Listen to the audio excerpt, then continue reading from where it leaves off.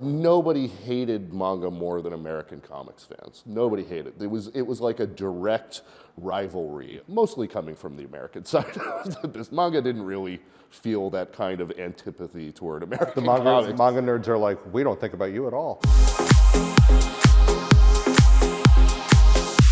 The Anime Business, brought to you by Animego. Here's what we have coming out. What the heck is it anyway, huh? United States military. This is completely unthinkable. How the hell did she do that? What's the location? In the Tokyo Nakano area. You're just a kid. She said she'll be waiting for you in the observation lounge of the NSR building at 8 tonight. Here I come, Shiori. You read through the manual, right? I didn't have time. I get myself shoved into this thing and I don't know how to get out. Listen, would you mind heating this up in the microwave, please? You wouldn't be planning to start a war. Tokyo, Vietnam, it doesn't matter. It's just another battlefield to me. Check all 3 to Flight of 1. Reported Maddox. What the hell's going on? This so-called accident was obviously an act of terrorism. Simply tell me what it is you want. And why you've created such panic.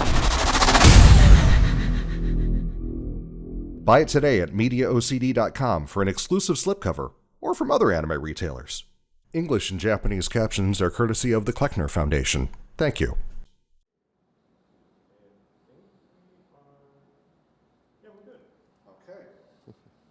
Almost nobody has done more for manga in America than Kurt Hassler. From Borders Books to Yen Press, and now as CEO and president of Kadokawa World Entertainment, Kurt has been a central part of the industry for decades, and yet few fans know who he is. Let's change that right now. My name is Kurt Hassler. I'm the publisher and managing director of Yen Press, and I'm also the CEO and president of Kadokawa World Entertainment.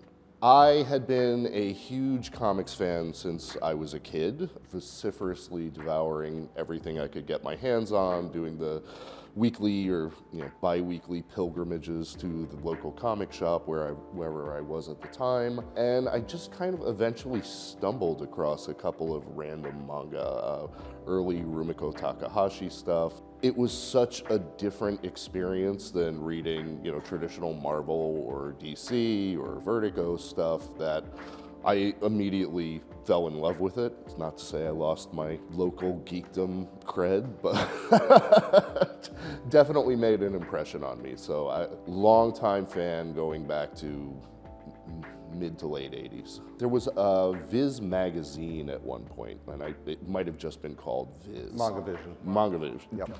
And I remember a Rumiko Takahashi short story in one of those. I think it was a story of P about a penguin and a family. That was really cute. Yeah, and then you would get things like, some of the old tankobons, but just not many of them. Yeah. Like Rumiko Takahashi again was the mainstay, but everything was flopped. Yeah, everything exactly. And it was very expensive. Very well. Relative to today, not really, because we've kind of gone back to a lot of those prices. But inflation's a whole different thing. I mean, really, you were getting a good value for it. There weren't a lot of American graphic novels to compare them to. That whole American graphic novel trend really came from manga. So manga influenced so much of the domestic comics market that people really don't give it credit for how it changed the industry. I mean, manga had a big part of the impact of why you don't have bagged and boarded comics. If you go into a comic shop, it used to be long boxes, go through the individual issues, look for the back issue you were missing, because they weren't collecting things as books. And that really didn't change until manga really took off in the early 2000s. And then Marvel and DC started to there's actually a secondary market for this that we can participate in. So manga had a massive influence. Oh, nobody hated manga more than American comics fans. Nobody hated it. It was like a direct rivalry of like, you're stepping on our toes. And coming from, I used to buy for Borders and Walden books, and there was a real sense of how dare you put so much manga into a store. You have bays and bays of manga, and you only have like 2 shelves for Marvel and DC, and it's like, you only have those 2 shelves because manga is selling so well, But it was a real sense of this is not our stuff. This is not what we grew up with. This is not what we understand comics to be. So even to this day, it's changed so much in the last 20 years, but there was a distinct sense of rivalry, mostly coming from the American side of the business. Manga didn't really feel that kind of antipathy toward American comics. The manga nerds are like, we don't think about you at all. Well, I mean, think about it. Comic shops were not heavily into manga. Manga exploded in, the big box sort of bookstores. Well, really the mall bookstores first. It created a whole different segment of the industry, and it changed the entire publishing industry for comics in a way that has just never turned back. I kind of was a big part of why manga exploded at Borders. So I started just doing data entry, at Borders, and moved up to an assistant buyer position. And my boss at the time, Stuart Carter, who's now at Diamond Comics, also a lifelong comics fan, sort of gave me responsibility for buying the graphic novel category for Walden Books, which was largely non-existent. At the time, there was no graphic novel section. It was a spinner rack of 5 sides, 4 of which were American floppy comics, and 1 was a side of graphic novels. 4 of those 5 pockets were probably Star Wars, and 1 was Watchmen. And that was the whole graphic novel and comics section at a Walden Books at the time. So probably about 3 months after I took over that responsibility, I got called in for, one of the annual budgeting sessions, and the management was like, well, let's just kill this whole comics graphic novels thing. It's not making any money. It does worse than poetry. And if you've ever been into a mall bookstore, poetry's not really the thing that's flying off the shelves. It was about as bad as it could be. But I was such a huge fan, and I really wanted to make a go of it. And I begged. I was like, give me 6 months. Just give me 6 months to see what I can do.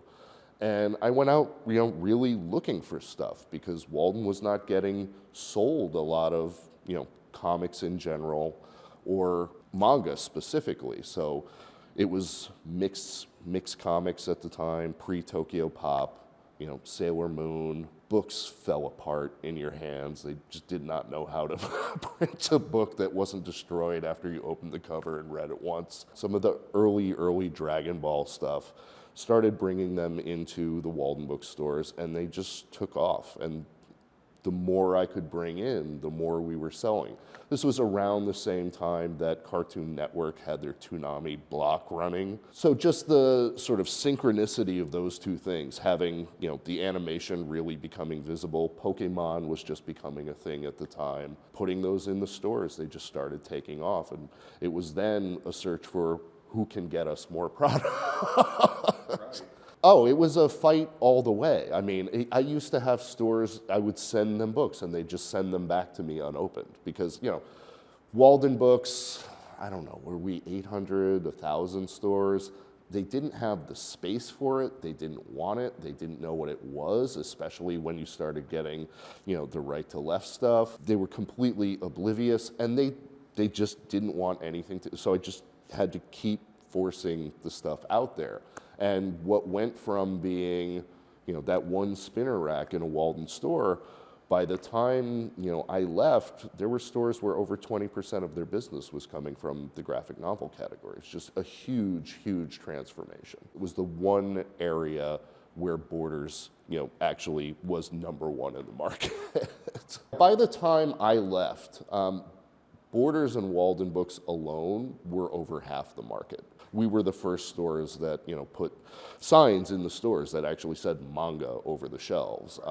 That really hasn't changed. I mean, so much of the business, even in the interim, has gone to online sales, where if you talk to most publishers, they'll tell you Amazon's probably their #1 customer. For most manga publishers, that's not the case. It's still, bricks and mortar stores are where manga is mainly sold. I remember that era very distinctly because that was the era of the manga cows. Mm-hmm. Or what? Did you have a different name for them? You're talking about the kids who would sit in the aisles? Yes. Love those kids. It used to drive the people in the stores nuts, and I wanted those kids to stay there all day because they never left without buying something. I mean, and there was never a kid who left just buying one manga. It was always like 2, 3, 4. So as far as I was concerned, I'm like, let them just walk around them, put the book on the shelves, encourage their patronage because they were so loyal to the stores too. I mean, just insane repeat customers in a way that, they did a lot of, analysis of demographics and buyer behavior in the stores, and nobody was more of a repeat customer than those manga kids, so love them. Well, as I said, there was that time where we had the early Sailor Moon stuff, the early Cardcaptor stuff. We really just could not get enough. Every time we'd ordered books in, we'd immediately sell out, so it was just churning through reprints in this insane way. So we were asking for more product, and I would have conversations, whether with Stu or Steve Kleckner over at Tokyo Pop, just saying, what can you get me? When can I expect to get more titles? And they said, the problem we have is we cannot get the licenses because they don't want us flopping the art. They don't want us reformatting things so that they read left to right. And I said at the time, look, then don't do it. We need the product. You want to grow this, then you just have to go with what they say. So call it whatever you want. It ended up being called Authentic Manga. I was like, we will support it. I'm like, I feel so strongly about this. If you get the stuff and you release it right to left, I'll bring in a floor display. We'd never done a floor display for manga before, and it's a huge thing. So if you don't know what a floor display is, it's like this cardboard sort of shelf. You can put art on the top of it, make it really stand out. Every pocket has one title, and there may be 4 or 5 copies in a pocket. So it's a big, especially when you start talking about there's 8 pockets with 5 in each. It's going to go into 1,000 or 1,500 stores between Borders and Walden Books. So we really were a big part of saying, we believe in this, go do it. And it took off from there. It was hugely successful. The big initiatives was the non-flopped, but also the price point. Yeah, the price point was a big consideration. But it was possible because they were doing them in a smaller trim size, so paper costs were less, and just frankly, they were producing so much, economy of scale. It's a big difference if you're doing a 2,000 copy print run of something that you could never find in a bookstore versus a 30,000 copy print run, which, by the time I left, there were, several books where our initial buys would be 30, 40,000 copies. Per volume. That's just out the day one, out the printer doors, ship 30, 40,000 copies. In the early days, Chobits was one of the big success stories, Cardcaptor Sakura, Sailor Moon, Dragon Ball to a lesser extent. And then you really got to the Fruits Basket and the Naruto, which is really toward the end of my tenure. Those were the 2 really standout titles where easily with either of those books, it would be a 30, 40,000 copy buy initially. Anime was very male-centric at first, but it feels like manga was always more female skewing, or at least 50-50. It was 50-50, but bear in mind, that's partly to do with where American comics were at the time when manga started coming over. There were no comics for girls. I mean, the whole, going back to like the 50s and the comics code, and this is like arcane American comics lore of when Congress stepped in and said how bad it is for kids and all this stuff. Marvel and DC and every other American comics publisher, they really gave up on girls. You had Batman in the blue and Robin came in and it became a whole different thing. And girls got left by the wayside, with the exception of maybe Archie stuff. What other comics for girls were there? So when you started seeing things like Sailor Moon, that's a whole different audience that had nothing for them. So they ate it up. And when you're talking about who buys books, girls buy a lot more books than boys.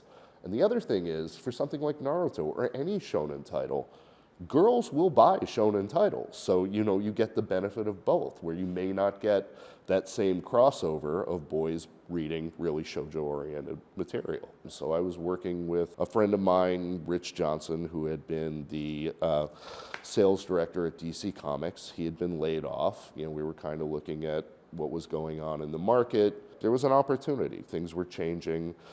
that sort of shift from Tokyo Pop to being dominant to Viz being dominant. All the Kodansha titles had gone to what was Del Rey Manga at the time. That had a big impact on Tokyo Pop. So just looking at the state of the market, it was like, is there an opportunity to do something here? So we had some conversations with other manga publishers, and in the end decided, after speaking to a couple, of the big American publishers, not comics publishers specifically, that we would pitch something around. That's how Hachette happened. They didn't really have a big comics or graphic novel footprint or presence, so it kind of nicely got them into that area of the market, and that's how it came to be. They were pretty on board for the beginning because the industry knew how well manga in particular was doing. I mean, there was no success story in the 2000s that rivaled the growth of manga and graphic novels. It was transformative to the entire landscape of publishing in the 2000s. Nothing else was growing like that. Certainly you had books that did better, but as a category, it was something brand new. It really hadn't existed in that format in the same way. You start Yen Press, and from the beginning, you guys are really experimental. Yeah, well, we kind of had to be. We were the new kid on the block. If you look at our first two books, they could not have been more dissimilar. One was a very racy, borderline hentai title called Suzume. And the other was With the Light, Raising an Autistic Child. They published the same month. It was September 2007. And since then to this day, when I talk to licensors, they're like, what are you looking for? I'm like, we're not looking for anything. We're looking for something interesting. We don't have an agenda of what we're trying to pick up. So show me something that has a great hook, and I want to look at that. Starting up Yen was a somewhat unique experience because I already knew all the licensors in Japan from my role at Borders. The markets are very different, the way US market works and the Japanese market works, just in terms of distribution. So in Japan, kind of the publishers sort of tell retailers what they're going to take. Like, these are the big books, this is how many you can have. But as the buyer, I don't like the term gatekeeper, but I was the one saying, we're gonna support this big, we're not. And they were not used to that. So my name, especially with how much influence we had over the sales across the entire category, got very known. So that's why we were sort of in the position to go to the market in Japan and establish ourselves as sort of a trusted name. But we never really wanted to limit ourselves to just one thing. When I was going out in the early days, I actually got to go to dinner with Torishima-san, who was at Shueisha at the time, and I was such a Jump fan, and he was asking everything that was going on in the US market, and at one point in the night he finally said, well, I've been asking you all these questions, you're starting, you're publishing, what would you ask me? And I said, well, because I'm starting, what is the one thing I need? What's the thing that should be in our arsenal to really stand out? And he said, you need an amazing editor. That's going to make or break what you do with your business. And if I were you, I would look at Korea. They're doing some very interesting stuff there. And I had to laugh because I had already hired my editor-in-chief, who was from Seoul. She knew, she's fluent in Japanese, English. She had worked in comics, had worked in the US market, from Korea. And she had worked with artists, and that is something that you really, to this day, don't see a lot of from American manga publishers. It's a very different thing to create a new book than it is to translate and re-letter something for the US market. So she had a skill set, this is Ju-Yun Lee, she had a skill set that was quite unique in the US, and I really brought her in to do original books from the beginning. So something like Maximum Ride or later Twilight, and she still does. Some of our best sellers are books that Ju-Yun built from scratch. The Berrybrook Middle School series, which is not manga per se, but Svetlana Shmakova was one of the early, I don't like the term OEL creators, but she was one of them. She's very prominent middle school graphic novelist now. So yeah, we always had intentions of not just being limited to taking licenses or titles from elsewhere we wanted to create. We always published Korean stuff from the very earliest days. We acquired the company that Juyeon had been working for, Ice K, because when I offered her the job, they wouldn't let her go.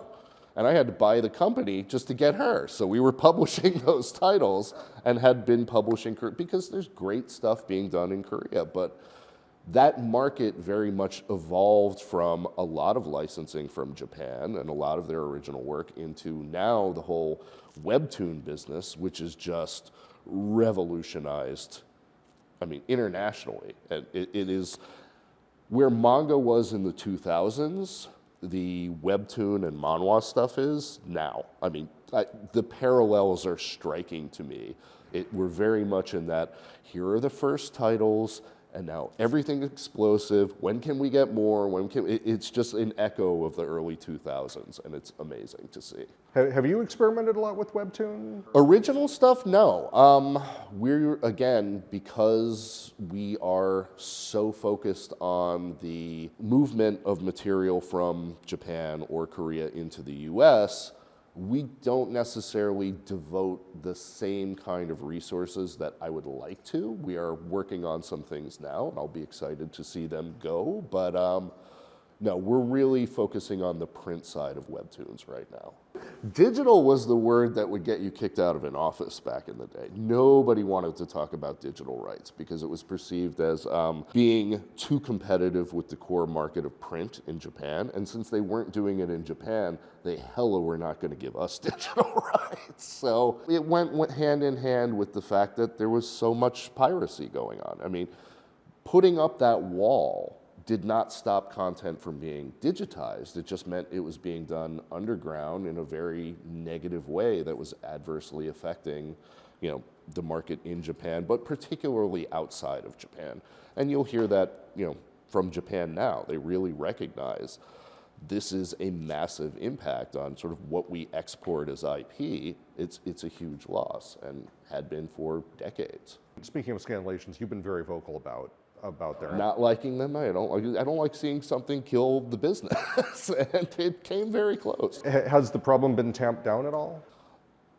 A bit. I mean, now that Japan, from a governmental perspective, is actually focused on it, there are activities being done. They are actively trying to address the problem. But the biggest way to address it is what you see now with simulpubs. Something we tried for a long time to do and we could never quite get the groundswell, but now you see it so much. More and more titles are available digitally, now that we can say digital and not get kicked out. They're digitally available the same day they're released in Japan. And that is the big answer to it. If you can beat everyone to the punch, there's no more reason to pirate it because it's available. And that's the primary complaint people had. They love the stuff and they want to read it, and you don't want to prevent that. You shouldn't be putting up barriers to people being able to get the content that they desperately adore.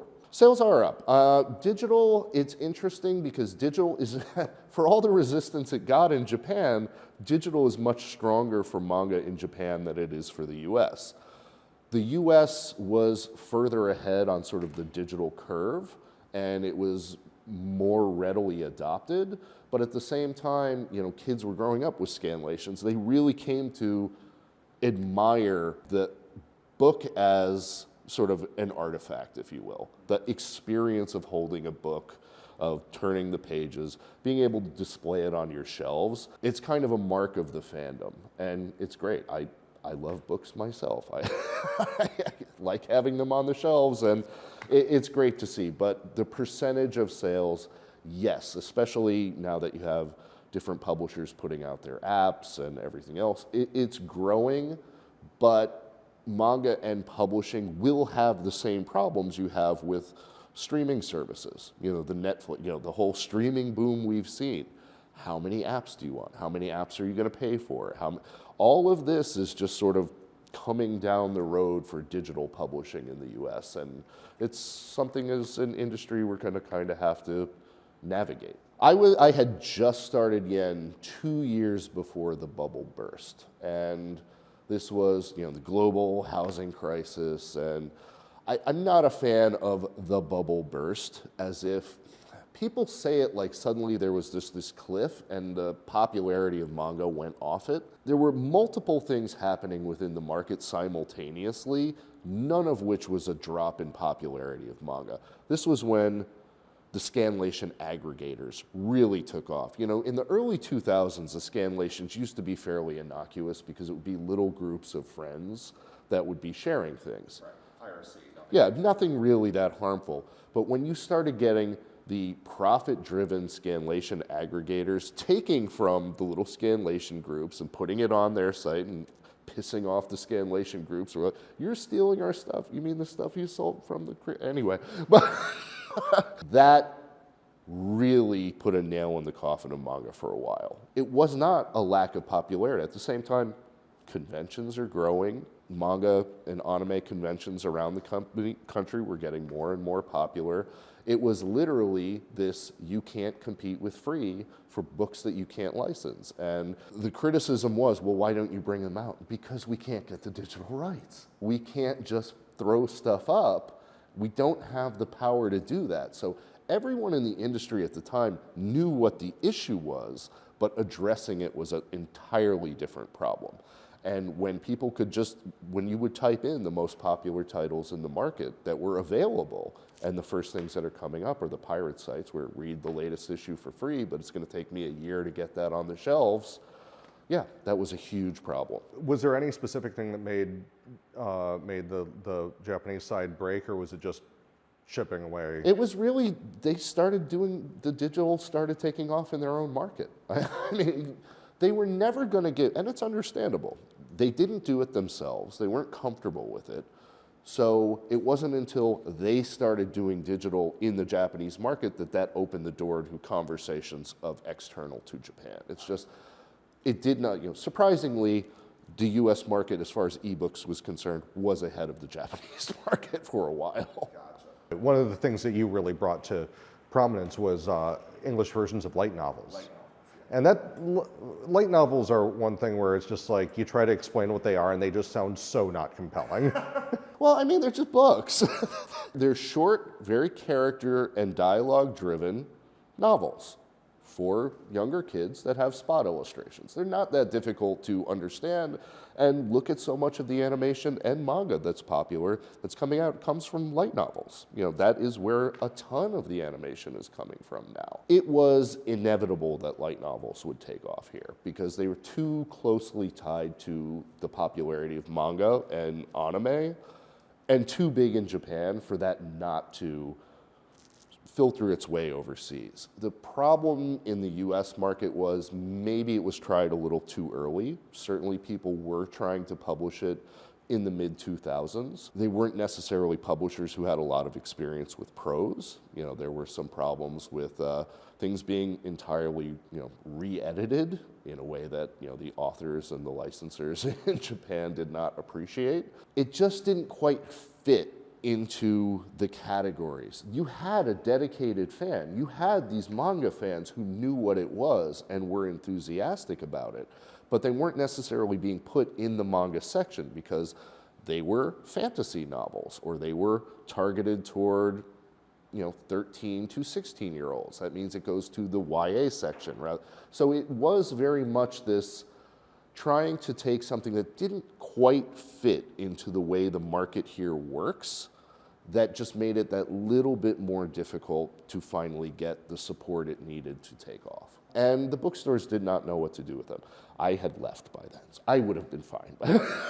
But it became this question of, does this go into the manga section? Are we limiting sales by putting it there? Or does it go into the science fiction and fantasy section? Or does it go into the YA section? And buyers at bookstores can be very territorial about who gets what. So it was a long process of sort of trial and error. We did the thing where it was like, okay, let's completely redesign the cover. Let's do a photo shoot and have somebody dressed up like Holo from Spice and Wolf. Fans hated that, and expected, but it got the books on the shelves and they sold. So it was like, we knew where we were going, but we had to make the movement in the market to get where we needed to be. So by, I think, finally 2014, we felt like, enough of the groundwork had been established that we started an actual dedicated imprint to light novels. And that has been hugely successful since then. Oh, things are brilliant right now. I mean, a pandemic, the category literally doubled. I mean, as far as manga and light novel sales are concerned, over the course of the pandemic, the sales doubled. And we had this huge spate of, we could not keep up with the demand. I mean, we spent a good 2 years, almost completely depleted of inventory. Printers were shutting down. People were gumming up the Suez Canal and nothing was shipping from overseas. I mean, we just couldn't get books onto the shelves. And, when we finally did, it opened things up. And there's a lot of sort of explanations as to why the pandemic was this, why the pandemic did that. This material has never been more popular in the US. It is, in some stores, outselling general fiction. I mean, now in some bookstores, manga and graphic novels are the big section, outselling all others. BNN really responded. They were purchased by Waterstones and became a private company right before the pandemic happened. And all their back office stuff was being reorganized. And when the stores started opening, they changed their whole buying approach. And that really was like the catalyst that set off all the dominoes as far as I'm concerned. Everybody was running to follow their lead. I mean, they're the great American comeback story. Oh yeah, absolutely, absolutely. Right before I left Borders, the website ICB2 had an industry poll of the most powerful people in the North American manga market. And I was named #1 about 2 weeks before I gave my resignation. And to my knowledge, they've never had that poll again, so I guess I'm still #1. Obviously not, but I'm very happy with what I've become. I had a lot to do with getting manga, a household name. And that is probably my biggest source of pride. Really taking something I loved and appreciated and being in a position to help, make it a word that people recognize and far less often mispronounce now.